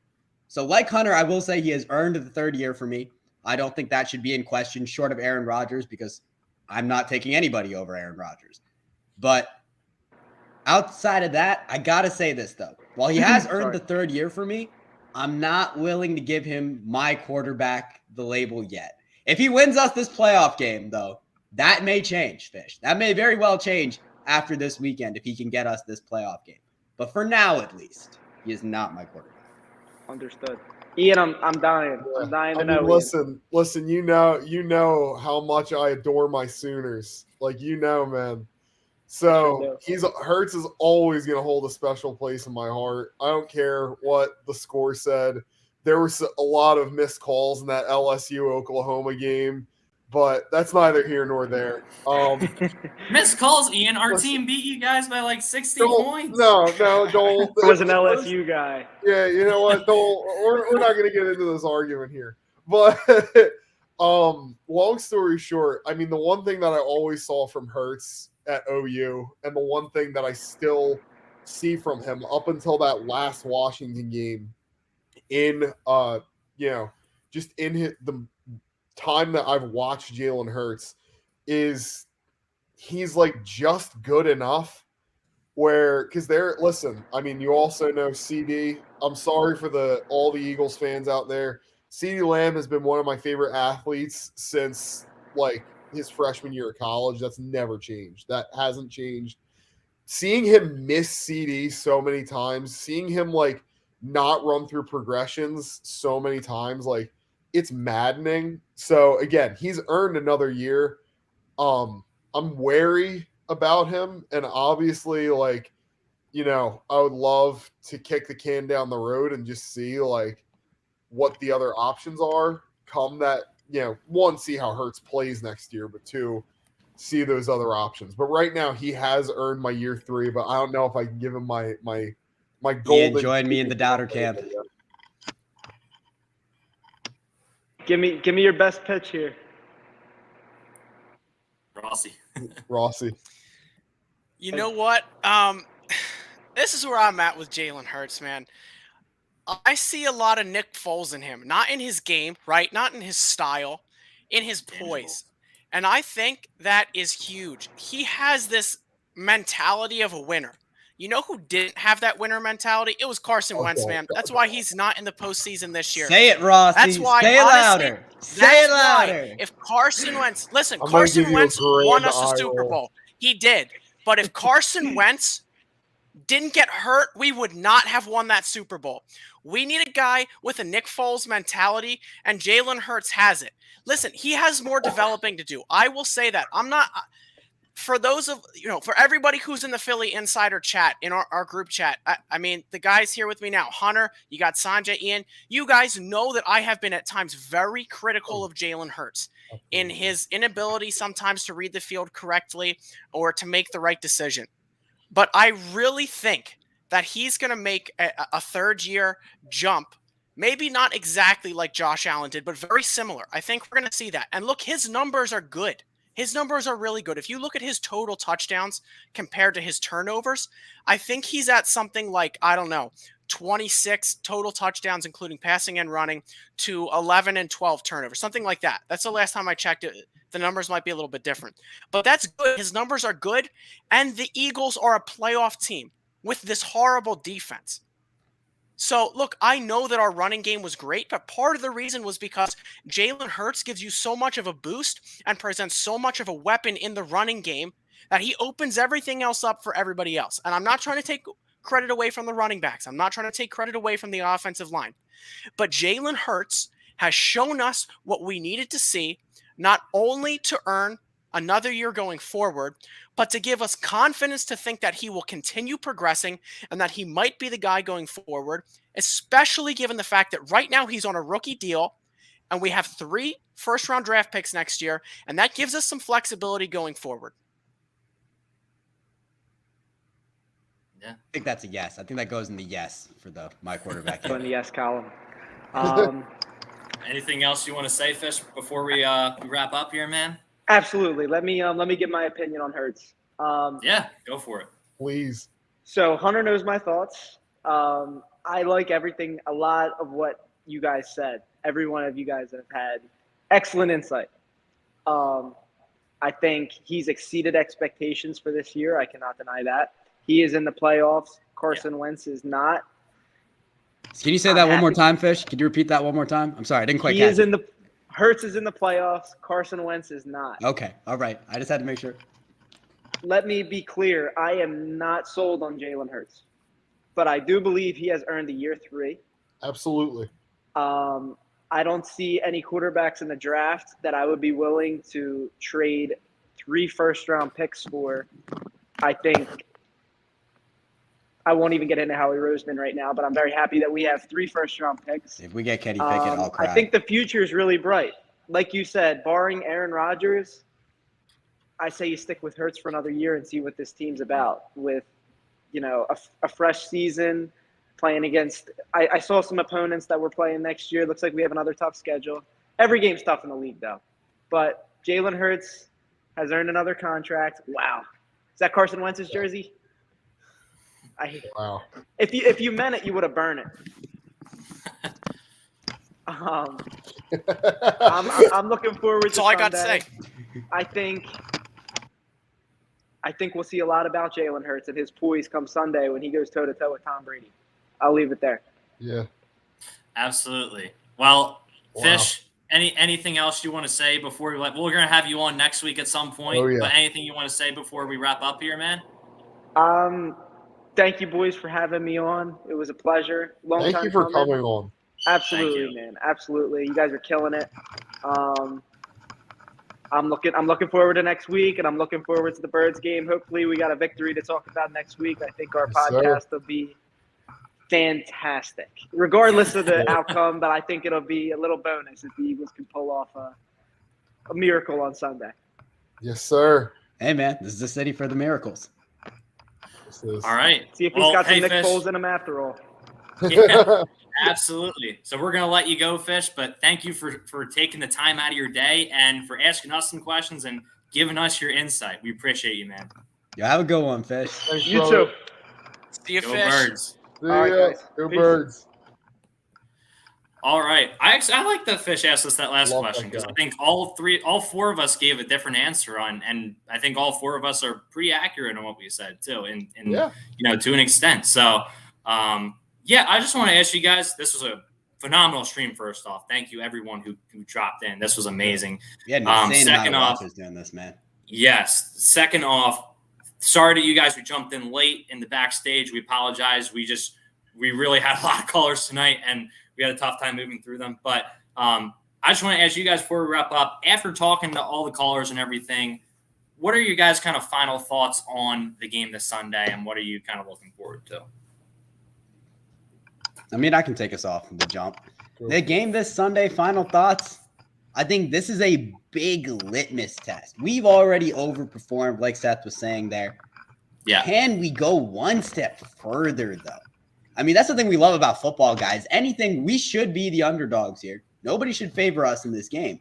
But we have a chance. Football is the game with the most chance, where all it takes is one play going your way, one chance of luck, somebody deciding to give a little bit more effort. You never know what could happen out there. I think we have a legitimate chance. It might not be the best chance, but it is a real chance. And I think we have a chance to upset the Bucs. I've said chance like 5 times in a row. But that's what this Sunday is, guys. It's our chance. Can this team overcome what was thought to be, some people had us going, 4-13? Yeah, that's why I brought this comment up. And it was in our hype video, too. Shout out of rank. Point being, we've got a chance to way overperform.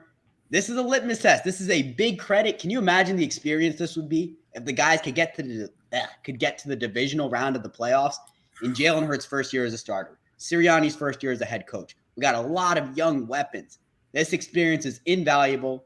Either way, I think we've overachieved.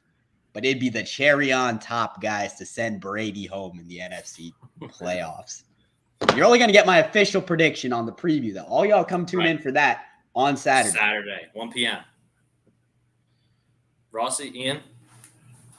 I guess I can take the mic after Sanjay. Yeah, listen, I mean, regardless of win or lose, and I don't like being that guy where it's like, oh, well, at least we made it this far. But Ian, we know you're not that guy. You you wear your heart on your sleeve, man. Yeah, no, I mean, I am very proud. Again, I know I don't want to say I ripped Jalen, but I was definitely apprehensive. But I am proud of Hurts. Don't get me wrong. Please don't get me wrong. I love the kid. I really do. I'm proud of him. Though I still see some of the same mistakes, he has grown, and I want to emphasize that. Sirianni, again, like I said before, that man has shut me up time and time again. I have not been able to hate on him at all because man turned it around a sinking ship.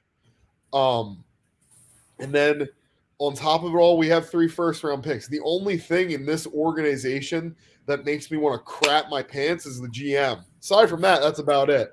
So, I mean, I really cannot – I can't complain, as long as Howie can, make some first-round picks, which historically we won't talk about right now. But point being is the future is indeed bright in Philadelphia right now. But I am excited for this game. I'm getting some, my hopes are flowing. It's been as everyone in the Philly Insider group chat knows, it's been a very, very, very difficult sports year for me.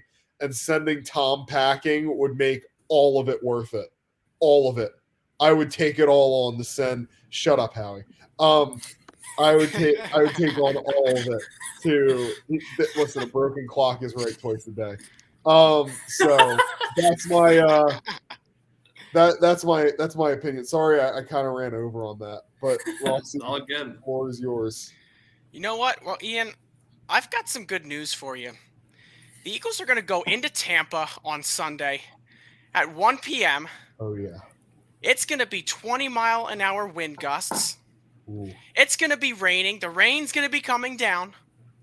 That ball is going to be slipping out of Tommy Brady's hands. He's not going to be able to complete a pass.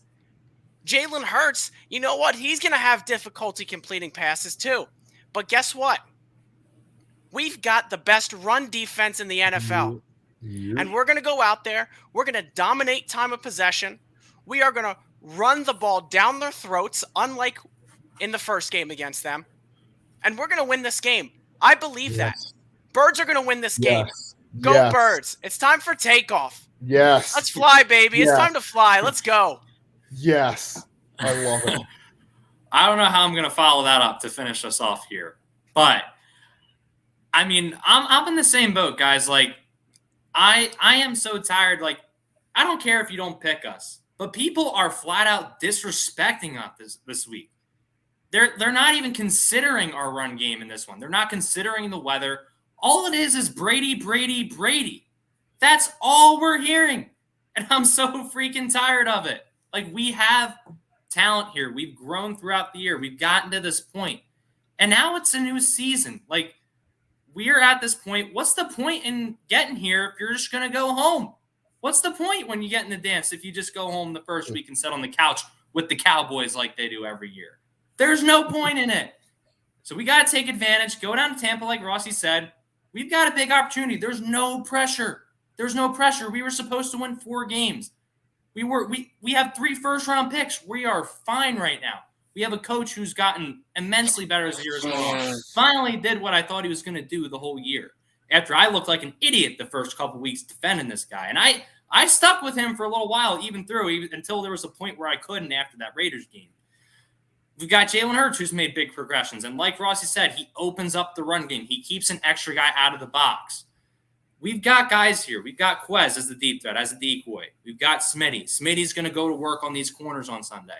We've got the best O-line in the league. I'm tired of hearing about this Tampa O-line. We got the best O-line in the league. They're second best. They can take second on that one. And look, Gannon is auditioning for a coaching job, and he is going to show out in this one. I'm telling you guys, just kidding. I can't say that.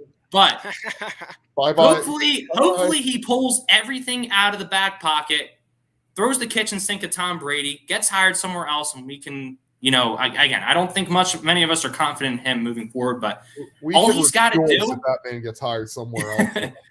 All we got to do is we just need that man to get 2 to 3 stops this game.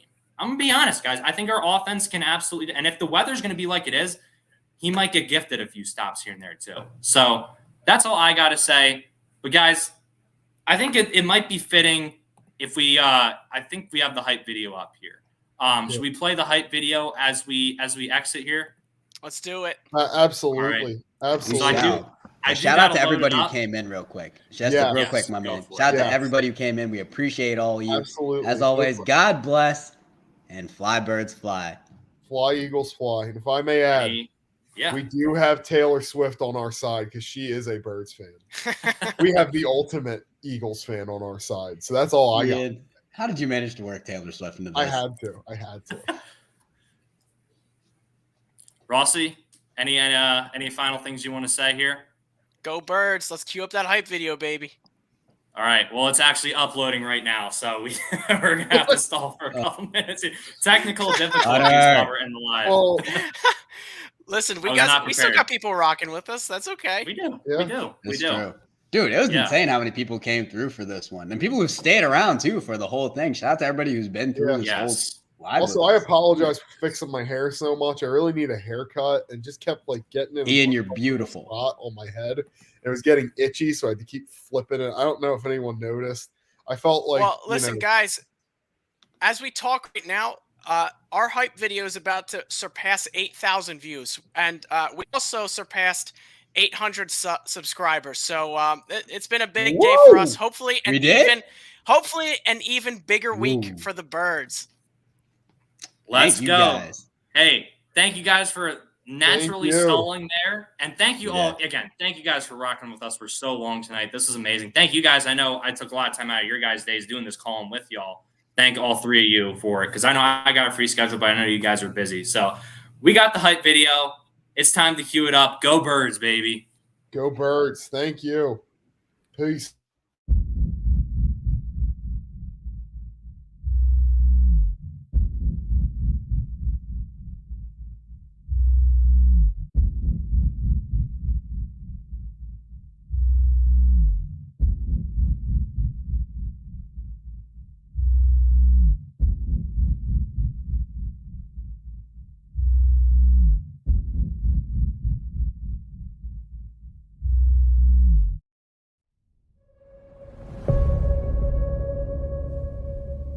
They didn't think we'd make it here, did they? Looking end zone, and it is intercepted by Rodney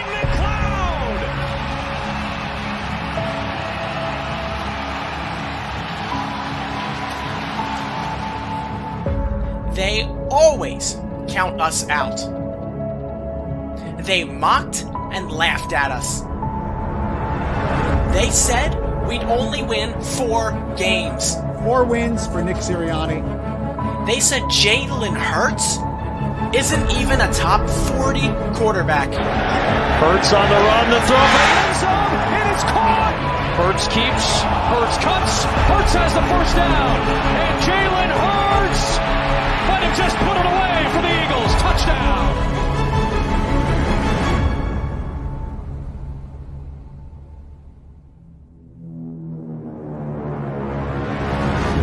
They said Nick Sirianni doesn't have what it takes. They mocked our team, our fans, and our playoff hopes. They didn't expect us to be in the big dance. But none of that matters. We're used to being the underdog. We show up when they count us out. We play our best with our backs against the wall. When everyone counts us out and no one takes us seriously.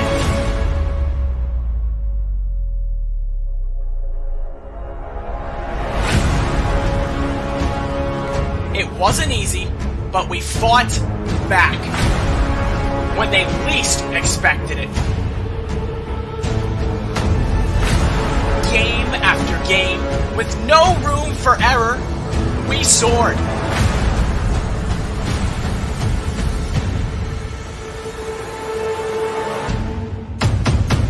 Intercepted! Darius Slay! Big play, Slay has done it again!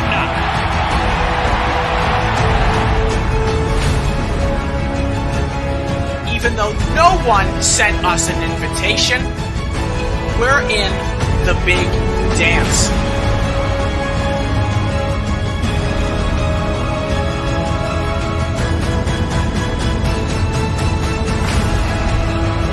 Eagles fans, our time is now.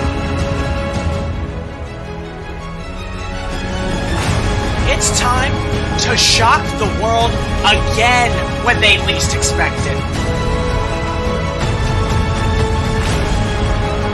it's time to go dancing. Once again, it's time for takeoff. It's time to fly.